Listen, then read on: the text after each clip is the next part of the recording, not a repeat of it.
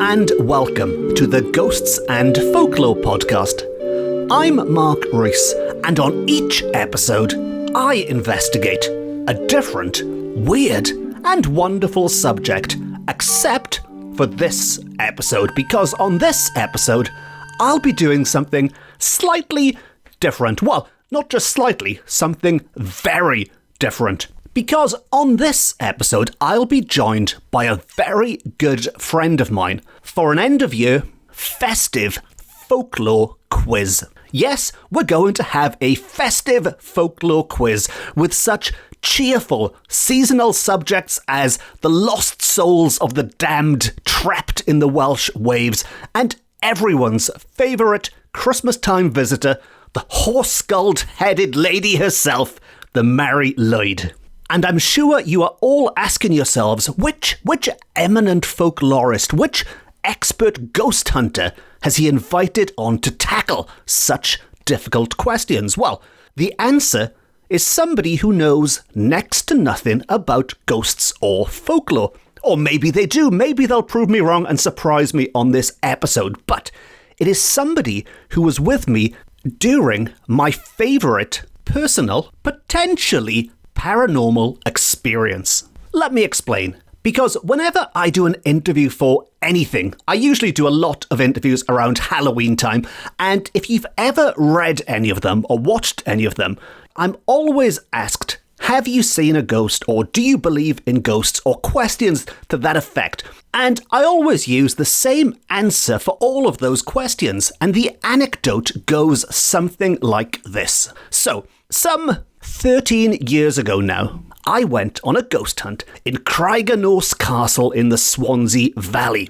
Now, Craiganorse Castle is one of those super famous, supposedly most haunted, in inverted commas, most haunted places in Wales, in Britain, in the world maybe. In fact, most haunted themselves did indeed go there and film an episode, as have many of the American ghost hunting TV shows and the YouTube people out there. It's a place people flock to because of the apparent paranormal activity that takes place there. Now, I'm not going to go into Craiganorse's history in too much depth here, but it's primarily based around one lady who transformed this mansion into a so-called castle. It's not really a castle, just a fancy name given to it by a very rich Victorian lady.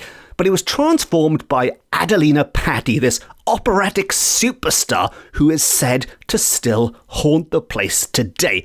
Now, during that ghost hunt, I was there with some colleagues of mine, some friends of mine who I was working on a magazine with at the time, and we were in one particular location, and we were advised to try out scrying. Scrying, as you may or may not know, is the practice of trying to communicate with a spirit by staring into a mirror, and to cut it short, but the idea is the spirit would appear maybe on your face in some way and manifest itself through the mirror.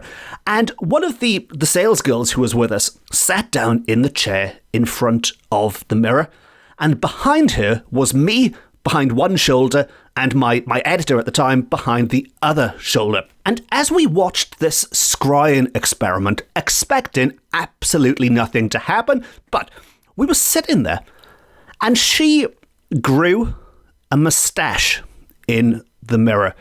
And no, you didn't mishear that. I'm going to repeat that, in fact. She grew a moustache in the mirror, or she certainly appeared to grow a moustache in the mirror, and I can confirm she did not have a moustache when she sat down. And I remember me and my editor looking at each other in a kind of, you can see that, can't you, kind of a way. And then she grew a beard. And again, I can confirm she did not have a beard when she sat down. And about this point, she must have realised as well, because she moved or jumped up in some way in a kind of, oh my God, I've grown a moustache, a beard kind of a way. And with that, the spell was broken, as it were. There was that moment of jump, ooh, what's going on? And it was gone again. Now, thinking about this rationally, of all the phenomena that's been reported ever, I think women growing moustaches and beards is one of the more obscure ones, and there are potential answers here. I mean, the entire castle was set up for a ghost hunt. There was atmospheric lighting, there was some candles and things about the place. So I am sure if I try to recreate this, I might be able to explain it. But whatever the answer, whether there is a logical answer or whether there was the spirit of Grizzly Adams or somebody taking over her face to make this beard grow, I don't know, but it makes a lovely story. Now, the reason I'm telling you this is fast forward a few years, and about 8 years ago, I was back at Craigenose Castle with a good friend of mine called Chris Carra, and we were not there for any ghostly reasons whatsoever. Me and Chris were filming what was supposed to be this documentary, which didn't see the light of day in the end, but we were filming a documentary based on the culture and the food in the area.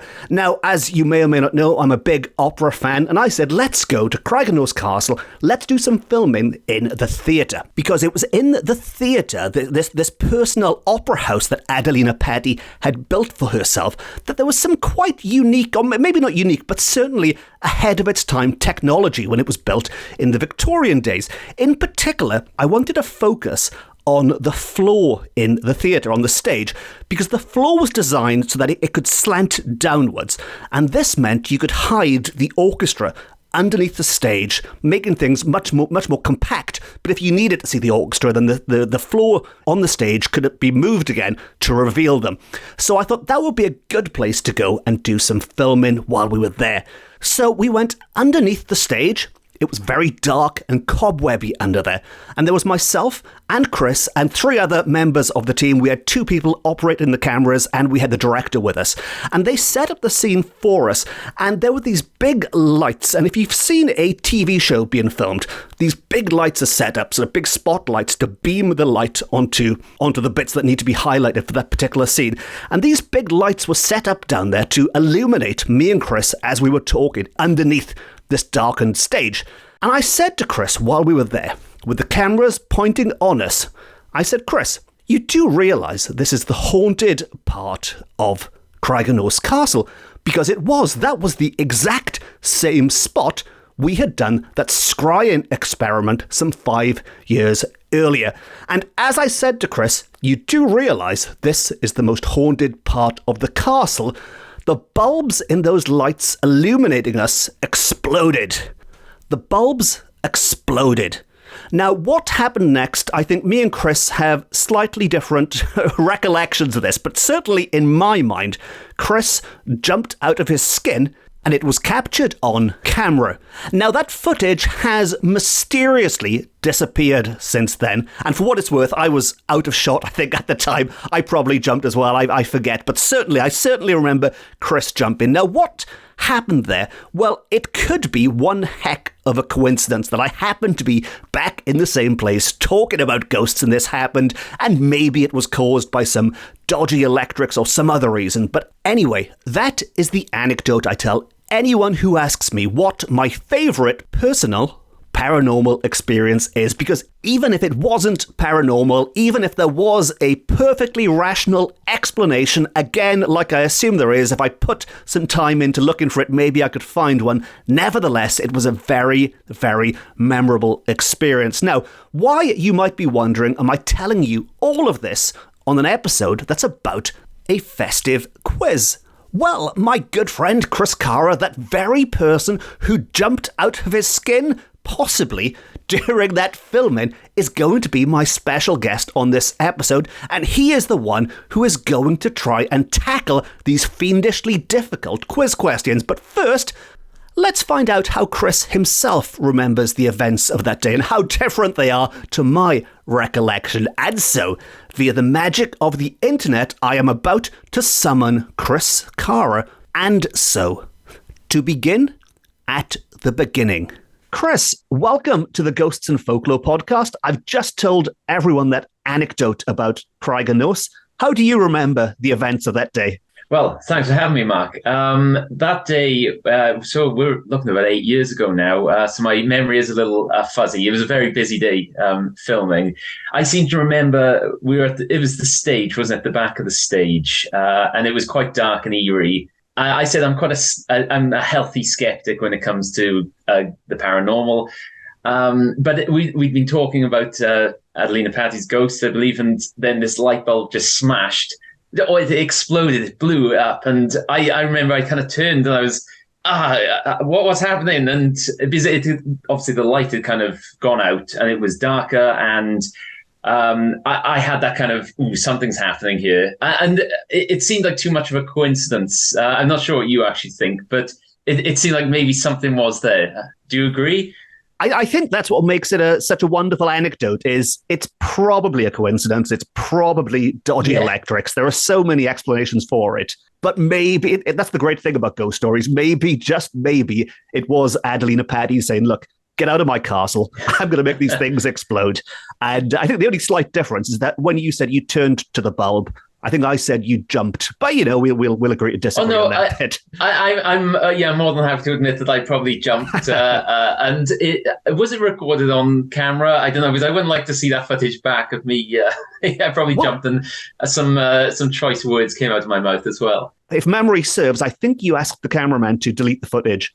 So it was recorded, but we no longer have it. And that's entirely, otherwise it would be all over YouTube by now. Yeah. But yeah, whatever happened, it was one of those, like in Most Haunted, it was one of, if that was on TV, what we recorded then, that would have been the footage they used going into the break, after the break. Yeah. Look what happened to Chris. Smash. That's what we'd have used. It was definitely the high point of the day when it came to paranormal activity. Yes. And as I was saying, we weren't even there for paranormal reasons. We were there for arty-farty cultural reasons. We were there talking about opera, and nevertheless, the ghosts just seemed to follow us around. So it's a shame it's a shame the entire thing never saw the light of day, really, because we're talking about this program that no one's ever seen. But you never know, maybe somebody listening to this is thinking, do you know what? I'd love to make a TV series with Mark and Chris hanging around Craigenose. Well, no, not just Craigenose. That would be a boring series. Maybe someone listening will make it happen again. Yeah. It's a shame. We had some good ideas there. So that'd be great eventually to see that. See the light of day there. Fingers crossed. That's a Christmas wish. But anyway, that was 8 years ago, Chris. So besides talking to me about folklore on this podcast, what are you up to nowadays? Well, I'm not sure what you introduced me as, but so I'm the author of 5 books, and which includes the Bluffer's Guide to Fitness. So I'm not sure if you actually read that book, Mark, the Guide to Fitness, but if not, I'm sure I'm going to get you a copy.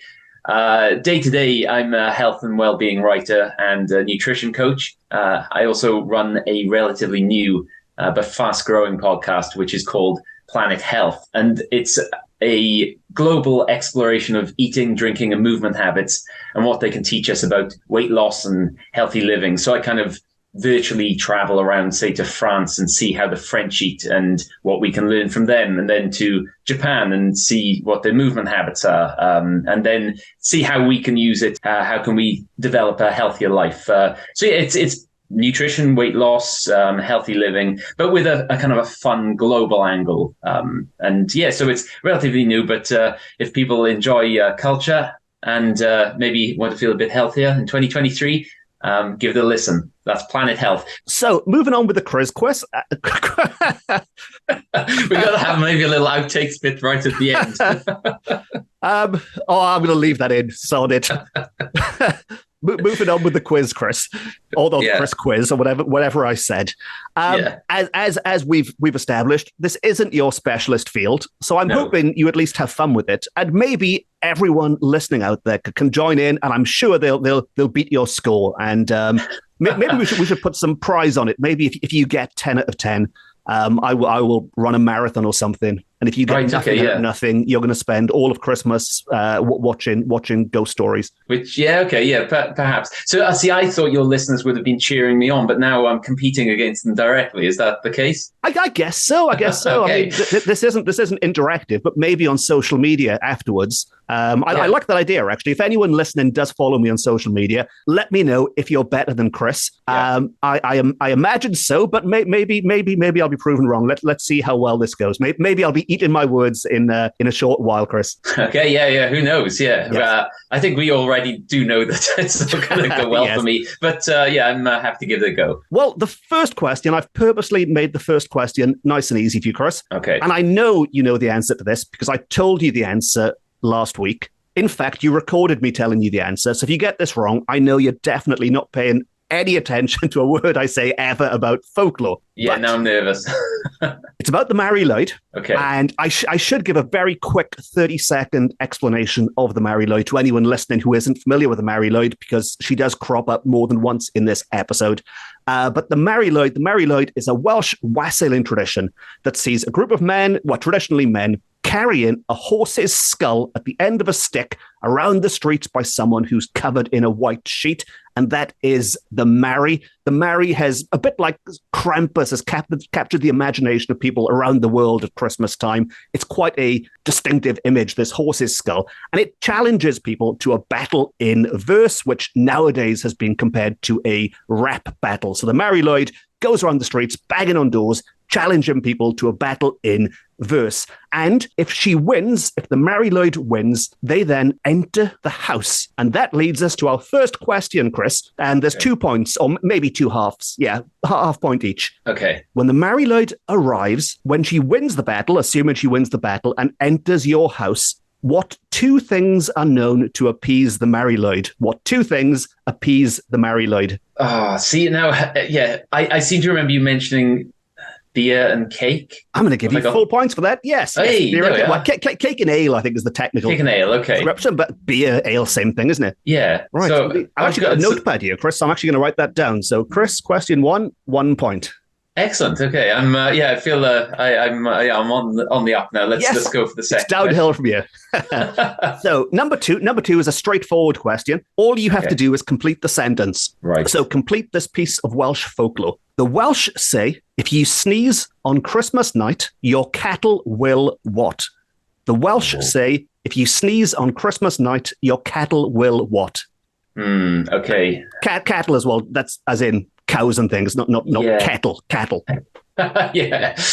Okay, your cattle will. My instant thought was disappear. I run away. I'm gonna go for run away. Run away, Chris. Yeah. The Welsh say if you sneeze on Christmas night, your cattle will. You clearly don't realise quite how gothic we are in Wales, Chris. Your cattle will die. If you sneeze on Christmas night, they are dead. Your cattle will die. Wow. Okay. So yeah, that's big fat 0 for that one, I'm afraid. Okay, that's fine. 50-50 at the moment. 50%. So yes. I can't see that percentage lasting long, but okay. Right. Number 3, slightly longer question again now. Now, at Christmas, a lot of people like to go for a walk, Chris, as you know, as you recommend.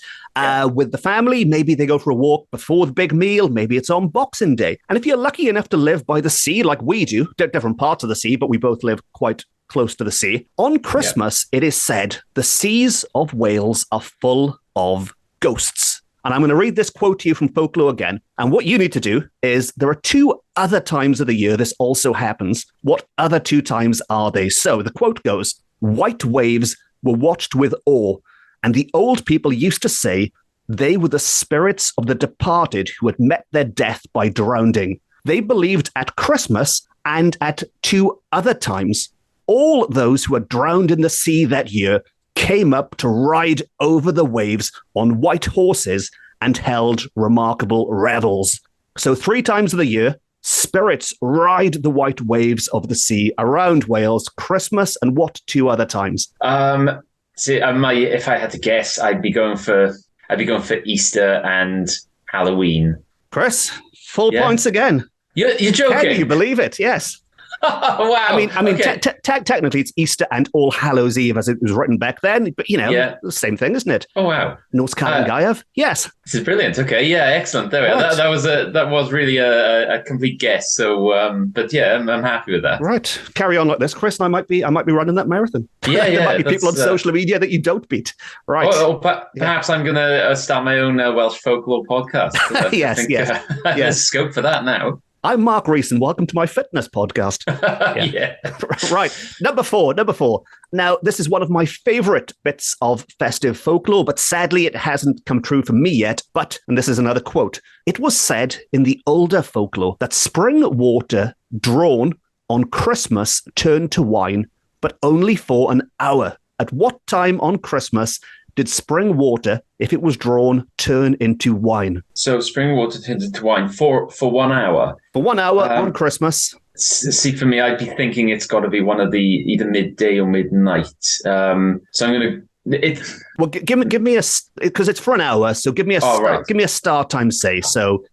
For example, say between 3 o'clock and 4 o'clock. Or whatever it is. Okay. Well, in that case, I will go for between 12 midday and 1 p.m. That's fantastically close, Chris, but it's between 11 and 12. You're 1 hour out, I'm afraid. So, see, I was thinking that, and then I thought, the morning with wine in the morning. Okay, yeah. So very big fat zero again. But okay. But at least you know when you can get free wine on Christmas now. So that is the time to go out and get yourself some booze.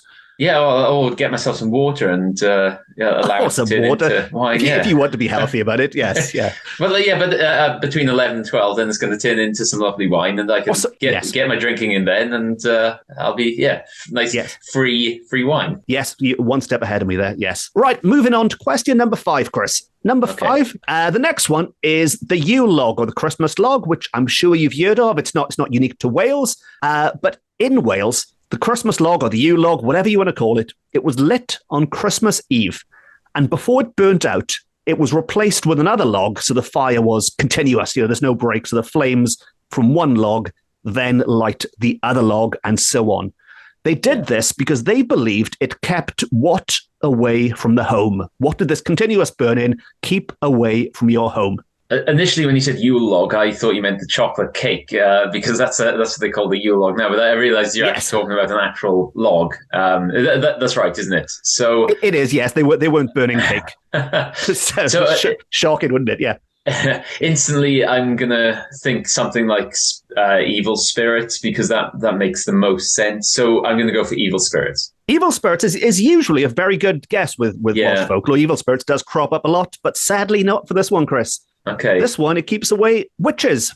Okay, yeah. It's away witches, which is a shame because witches are lovely. But there you go, keeps away witches. No point. So if you want witches in your house, which I do, just don't go burning logs or cake or anything. Don't burn anything and attract witches. Okay, that's good to know. So that's number 5. Number 6, we're going to stick with the Yule log, actually, Chris, as you know so much about it. Yeah. The Yule log, it would cast the shadows of people in the room onto the wall. I'm sure you can picture this scene, sort of people's shadows being cast on the wall. But it's a very good scene in the film Sleepy Hollow, if you've seen it, with shadows and things going on. But don't picture Sleepy Hollow. Picture a nice, cozy family fireside gathering in Wales. And these shadows are being cast on the wall. But if somebody's shadow was missing a head, what did that mean? If their shadow was missing a head, so you only saw the outline of, the rest of them minus the head, I guess, what did that mean? See, my initial thinking then is going to be, it instantly goes to death. It's going to, I guess they will die in the following year. Is that morbid? I think spot it's morbid. On, Chris. Spot on. You've learned this Gothic lore. Yes. Is that right? That's exactly right. They will die within a year. Oh wow! Yeah, that's incredible. That was almost word for word, Chris. If I didn't know you better, I'd imagine you were sitting there with books of folklore around you, cheating quickly. But no, that's spot on. Oh wow! Okay, that's really good. I genuinely didn't think I'd get any questions right here, so I've got 3. I think you're flying. You've got 3. Yep, 3. Wow. Okay. Right. Great. Moving on to number 7. Now this one, the word Calennig, and I'll spell this Calennig. It's a word that's got similar origins to the word calendar. and it crops up at New Year's. Now, in Wales, it does have different meanings slightly in different parts of Wales. And according to the great Ronald Hutton, I'm assuming you aren't familiar with Ronald Hutton, Chris? No. He doesn't write about fitness, but he's an incredible writer. According to Ronald Hutton, it was also popular in the Forest of Dean as well, but certainly in our part of Wales, in the south. Calennig was an object. It was a thing that rested on 3 sticks like a tripod. So if you can imagine, like a camera would be held on 3 sticks. Yeah. And if you wanted to pick it up, it was skewered. So you skewered something into it to pick it up with the skewer because it was balanced on a tripod. So what was the main part of that Calennig? God, I don't even have anything. Nothing sprung to mind. Actually, that is a stupid question, really. Let me give you a little bit more. Let me give you a full description of the Calennig. Okay. But I'm not going to tell you what the answer is to that main thing, right? So, yes. This description, again, comes from the great Ronald Hutton. Resting on 3 sticks like a tripod, smeared with flour, stuck with nuts, oats, or wheat, topped with thyme or another fragrant herb, and held by a skewer. So that might help slightly. It's smeared with flour, covered in nuts and things and fragrant herbs. But what is the main central part? Now, originally I was thinking something like a meat, but now I'm going to go more for a bread. Your final answer? See, now you've got me thinking. As Chris Tarrant might say. Oh, it's not Chris Tarrant anymore, is it? As the other guy. Is it Jeremy Clarkson? Jerry Clarkson. Is that your final answer? Yeah. Someone I've never quoted Jeremy Clarkson on this podcast before, but there's always a first, isn't there? I'm going to... So my initial thought was a meat, but you said flour, and I'm thinking of bread. Whatever happens now is going to be very, very annoying because I'm not going to get it right. So I'm going to go back and I'm going to go for... No, I'm going to go for a bread. Let's go for bread. Go for bread?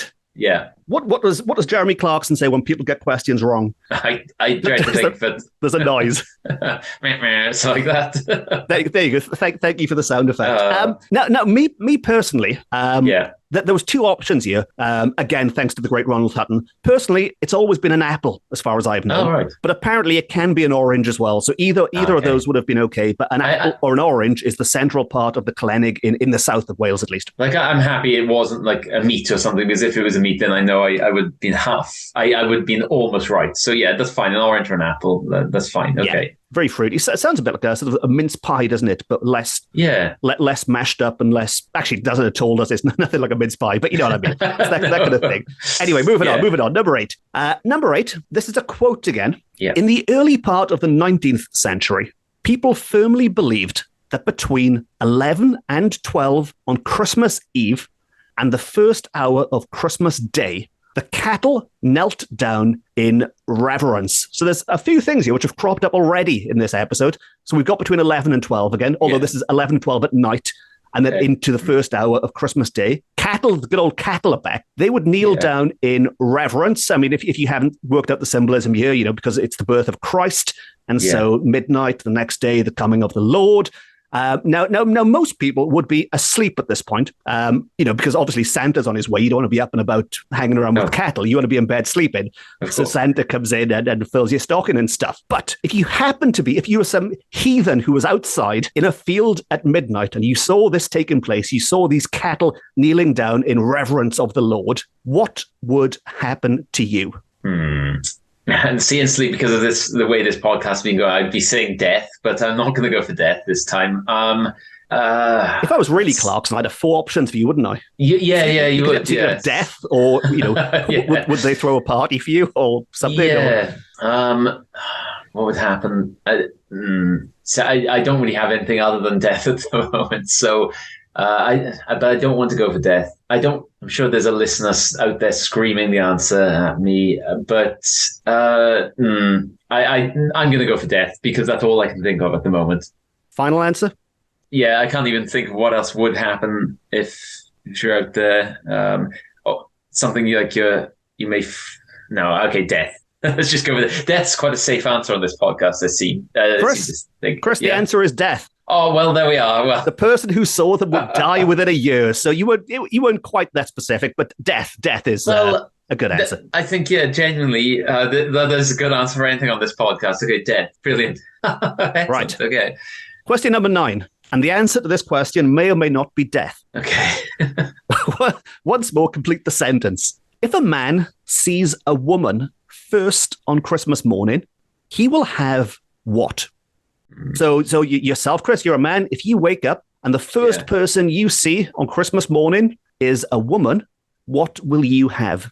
Actually, I'm assuming, and this isn't specific in the folklore, I'm assuming they mean when you're up and about and you go for a walk. I mean, they can't mean your wife lying next to you or something. Yeah. Oh, well, maybe they do. Let's get your answer, and then we'll debate whether or not it includes the wife. See, I was going to say something like to do with pregnancy or fertility. Like if you see a woman, you will have a baby girl or something. But then that seems too specific and obscure. And it's not death. I don't think you do. It might be death. It may be death. We know it's a safe choice. Of course, there'd be a lot of dead men, wouldn't there, if it was death? Yeah. So if the first thing you see is a woman, you will have, it could be a lovely Christmas day, but that doesn't seem appropriate for this podcast. That sounds like a line from Father Ted, doesn't it? Yeah. Anyway, I'm gonna go for you will. Oh, maybe you will have a child in. You will have a child in the next year. I don't know. Final answer. Yeah, I guess. If a man sees a woman on Christmas morning, he will have what you said, child. Yeah. The answer is sorrow. If you see a woman first on Christmas morning, if you're a man, he will have sorrow. Right, which is why I think it can't be wife, can it? Because pretty much every man married to a woman would have sorrow, wouldn't they? Although a lot of people. I'm not going to make any comments on that. Well, it's not for me to say, Chris. Yeah, well, so there we are. It's sorrow. Okay, very sorrow. So let me just write a 0 next to number 9 and number 10. You'd be glad to know number 10 is the last question, Chris. Excellent. Now I've enjoyed the quiz. It's go on. Let's have it. Number 10. We're going to end as we started with everyone's favourite folkloric visitor, the Mari Lwyd. Okay. But what does Mari Lwyd mean? What does Mari Lwyd mean, Chris? And if you'd listened to every episode of this podcast, I think this is 108 now, if you'd listened to the other 107, you would know this. See, now I have listened to the podcast several times, but rarely around Christmas. So I'd want to, instantly I'd think like zombie horse, because that's kind of what... But no, hold on, Mari Lwyd. Mary, trying to think of my Welsh knowledge, which is minimal. So I imagine your Italian is better than your Welsh, Chris. Yeah, possibly. Yeah, it's it would be. Yeah. No, I'm Mari Lwyd. See, Mary. No. No. I don't even know what Lwyd is. No, it could be like spirit. I think spirit could be there because it's. Horse spirit? No. Christmas spirit? No, because that's... again, I'm pretty sure your listeners now are probably screaming at me. I think they're probably laughing at you, Chris. They're probably enjoying this guessing game. That's how your mind works. Yeah, let's... spirit of... Festive spirit. No, because I know it's an... screw it. Festive spirit. So, Mari Lwyd means festive spirit. Yeah. There's a couple of potential... This is slightly a trick question, Chris, because the honest answer is nobody actually knows what it means. But there are some very good guesses. And the standard answer is that people assume it must mean grey mare. And the reason for that is Lwyd or Llwyd is the Welsh word for grey. Yeah. And then Mari mare as in female horse mare. So grey mare is how they translate it. But because nobody really knows where the name comes from, Mari, of course, is... Well, I say of course. If I was on your side, I would have shouted at you for this bit, Chris, because you did touch upon this. Mari is the Welsh spelling of the name Mary, which at Christmas time, of course, the Virgin Mary is a central part of Christmas. And there are some people who think, as bizarre and as morbid as it might be, but when you look at the Mari Lwyd, this horse's skull, it does have that sheet over it, which does look like, someone looking for shelter in Bethlehem at the wrong time of year, doesn't it? So there is a possibility, which some 19th folklorists put out there, that maybe it has biblical connections and maybe it means blessed or holy Mary. So Mary would have been okay. And my favorite guess, which is probably not right, but I like it anyway, so I'm going to use it, is that the word marry, some people think, was originally maru, which is only one letter off, so M-A-R-W instead of M-A-R-I. And Mari Lwyd means, your favorite answer, Chris, grey death. Grey Death. What a fantastic, which is probably more in line with what you were thinking with evil spirits of Christmas or whatever your answers were. No, I think I said it was a festive spirit, which sounded nicer, but yes. But yeah, okay. Festive spirit's a bit more Dickensian, isn't it? Yeah, that's it. Okay, so that was obviously a no point. So what was the final score? Well, the good news, Chris, is you had 1, 2, 3, 4 out of 10. That's not bad. Which, let's be fair. If you'd had none, we wouldn't have been surprised. So 4 I think, is a fantastic score. Yeah, I'm genuinely very happy with that. I'm not sure how I can use this to my advantage, but I'm very happy with that. I wouldn't write it on your CV or anything. Dear employer, I'm not rubbish at folklore. Yeah. Okay, great. Well, thank you for that quiz. I've definitely learned something, and I can hopefully explain some of these cultures and folklore to people around Christmas and who may or may not be interested. I'm good at shoehorning, so I'll shoehorn it into a conversation if I can. The Mari Lwyd and death. You don't need to shoehorn it. Everyone loves the Mari Lwyd. And of course, Chris, we should mention as well, because we are both in Wales. We are both, I'm assuming you consider yourself Welsh, but you're much more global than me. You've spent Christmas in Canada and places, and you've got your Italian connections. So I'm sure you know a lot more about the Christmas folklore in Canada and Italy than I do. And maybe next year you can quiz me on those. Yeah, possibly. Yeah, okay. That could be a good one, actually, for next year. Okay. And maybe a nice way to end this, Chris, would be, I've now given you a quick lesson, like a quick quiz, I guess, but a quick lesson at the same time in Welsh folklore. This Christmas, I'm probably going to spend more time drinking wine and eating cake than being active. Do you have any quick tips for lazy slobs like myself? Well, I'd say because it's Christmas, it's fine to indulge. This is the time where people sometimes they feel a bit guilty because they're eating and drinking so much, but it is Christmas. It's that time where there's a lot of things going on. There's a lot of tempting foods. So it's fine to indulge, but I always say to people, if you're going to indulge slowly.